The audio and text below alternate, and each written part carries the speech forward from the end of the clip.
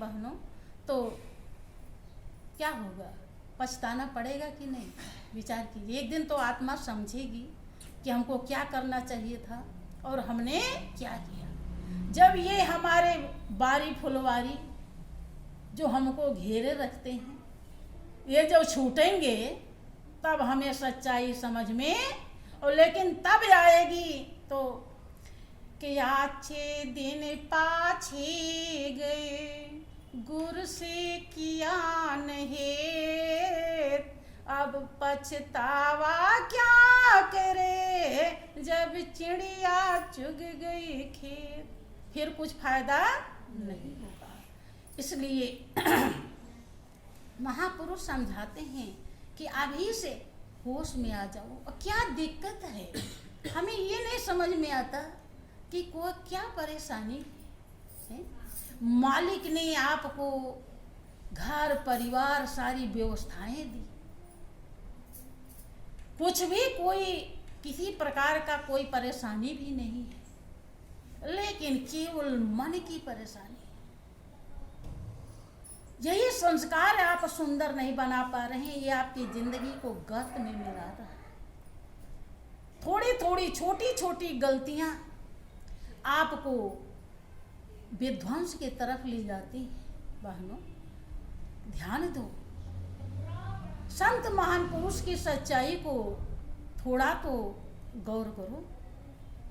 घर बैठे ही आप योगी, तपी, ज्ञानी, ऋषि, मुनि बन सकते हैं।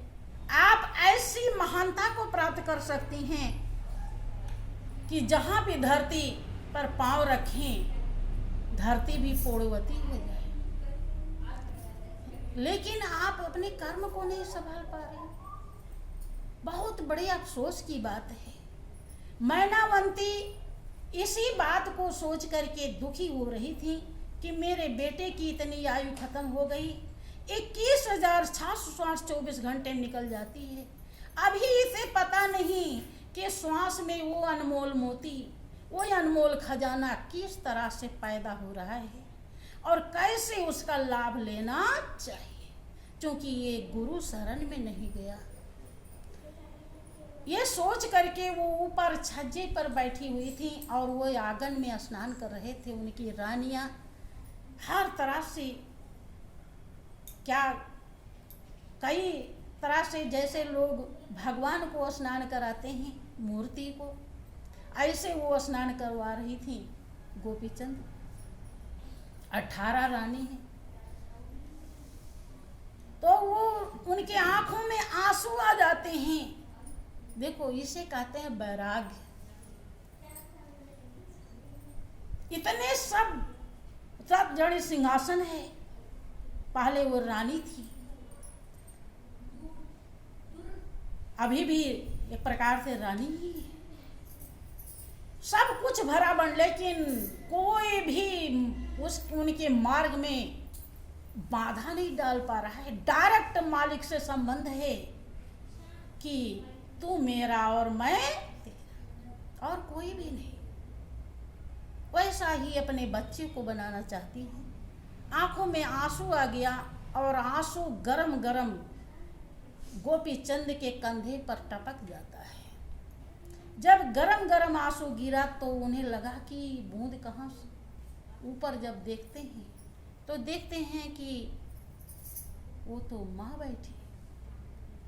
गोपीचंद संस्कारी थे, संत की कृपा से पैदा हुए थे, इसलिए वो रानियों को हटा करके उनमें नहीं उलझते हैं और सीधे अपनी माँ के पास पहुँच जाते हैं और पूछते हैं कि माँ, तो दुखी क्यों? तुझे हमारी रानियों ने कुछ कहा या दास दासियों ने कुछ कहा या किसने क्या कहा, ये बताओ। मैं अभी तुरंत ही उसे प्राण दंड दे दूंगा। वो कहती हैं कि बेटा, हमको किसी ने कुछ भी नहीं, कि फिर तुम रोई क्यों, दुखी क्यों? उन्होंने सब हाल बताया कि बेटा देखो, ये जो मनुष्य की जिंदगी है, इसका ध्येय और लक्ष्य ये दुनियादारी नहीं, ईश्वर की प्राप्ति है। क्योंकि प्रभु एक बार मौका देता है कि मानुष जन्म अनमोल रे, माटी में न रोल रे, अब जो मिला है फिर न मिलेगा, कभी नहीं कभी नहीं कभी नहीं। कि बेटा एक बार दिया है और अगर हम इसे भोग प्रपंच में ही जीवन गंवा देंगे तो फिर मौका नहीं मिलेगा। हमेशा के लिए तुम्हारी आत्मा 84 लाख कुएं में गिर जाएगी और जन्म जन्मांतर निकलने का चांस भी नहीं मिलेगा। कब मालिक को दया आवे और फिर कब वो मनुष्य की जिंदगी देगा। क्या मैं फिर माँ क्या करना चाहिए। कहानी प्रसंग बहुत लंबा है। कहने का अर्थ यह है कि वो समझाती हैं कि बेटा जालंधर योगी ये समय के बहुत अच्छे संत हैं और वो हमारे गुरु महाराज जी हैं। उन्होंने ही जीवन के रहस्य को समझाया है, जीवन की कीमत हमको दर्शाई है, जिसके कारण ही हमें इतना समझ आया, ज्ञान आया और इसीलिए हमें आपके ऊपर दया आ रही है। गोपी चंद उनके शरण में जाते हैं और वो भेजते हैं कि जाओ सभी रानियों को माँ कह करके उनसे भिक्षा ले आओ और अपनी माँ से भी भिक्षा ले आओ, तब तुम्हें हम ज्ञान प्रदान करेंगे।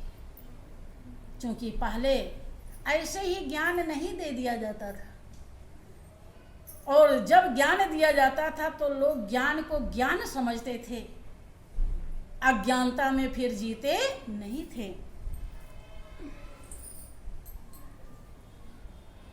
वहाँ पर वो फिर बड़े प्रेम से गुरु आज्ञा का पालन करते हैं, क्योंकि वो सत्संग सुनते सुनते समझ गए थे कि हमारे जीवन में सबसे ज़्यादा जरूरी क्या है। बहनों, जो होश में नहीं आता उसके बेहोशी में ही सब कुछ लुट जाता है और जो होश में आ जाता है वो अपने धन की रक्षा कर लेता है, अपने धन को बचा लेता है। गोपी चंद आते हैं, सभी रानियों को माँ कह करके भिक्षा मांगते हैं, क्योंकि ये हमारा चश्मा है।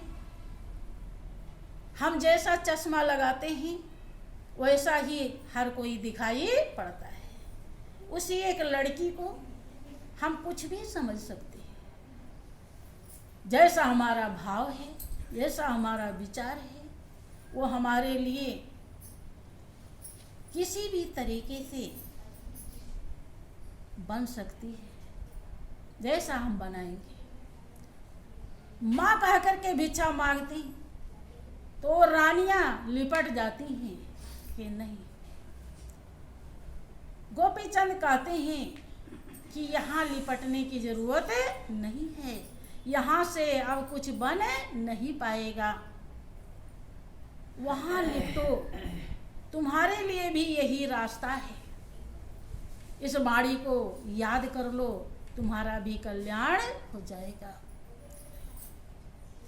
रानियां जो भी देती हैं वो ले लेते हैं, वो रोती रह जाती हैं, लेकिन गोपी चंद विचलित नहीं होते हैं और अपनी माँ से जब भिक्षा मांगते हैं तब वो 3 प्रकार की भिक्षा देती हैं कि बेटा, सबसे पहला भिक्षा है कि तुम किले के अंदर रहना, और दूसरा भिक्षा है कि मोहन भोग करना, और तीसरा भिक्षा है नींद भर सोना। कहने लगे कि माँ, हमें तो कुछ समझ में बात नहीं आ रही। गुरु महाराज जी की कुटिया में कोई किला नहीं है, वहां हम किले के अंदर कैसे रहेंगे?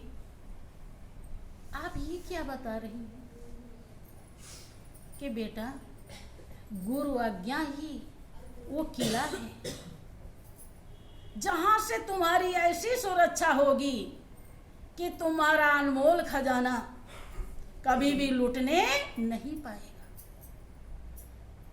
कि अच्छा माँ, ये तो बात ठीक है, हम अवश्य पालन करेंगे। ये तो भिक्षा हम ले लेते हैं कि मोहन भोग, वहाँ तो सूखी रोटी भी पता नहीं टाइम से मिलेगी कि नहीं मिलेगी। कि बेटा सूखी रोटी या एक टाइम या 2-3 दिन के बाद मिलेगी। वो मोहन भोग इसलिए है कि उस रोटी को खाकर तुम अपने मंजिल पे चलोगे। यहाँ मेवा मिष्ठान दुनिया में 56 व्यंजन खा करके लोग विषय भोग की तरफ जाते हैं, तुम उधर मालिक की तरफ चलोगे, इसलिए वो मोहन भोग, वैसा भोग कुछ है ही नहीं। उससे बढ़कर कीमती आपके लिए कुछ भी नहीं।